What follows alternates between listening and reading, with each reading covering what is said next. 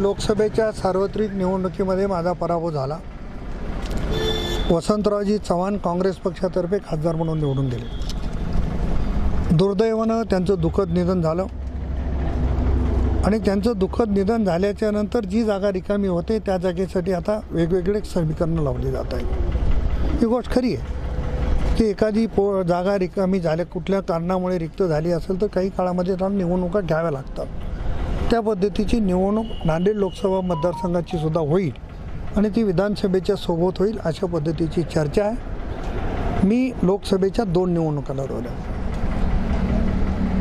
पहिल्यांदा लोकसभेची निवडणूक मी जिंकली आणि दुसऱ्यांदा लोकसभेची निवडणूक मी हारली। त्यामुळे भारतीय जनता पक्षामध्ये पूर्ण जिल्हा फिरलेला कार्यकर्ता मी आहे असं माझं स्वतःचं मत आहे। पक्षश्रेष्ठीने आदेश दिला तर लोकसभेची निवडणूक लढवायला मी तयार आहे।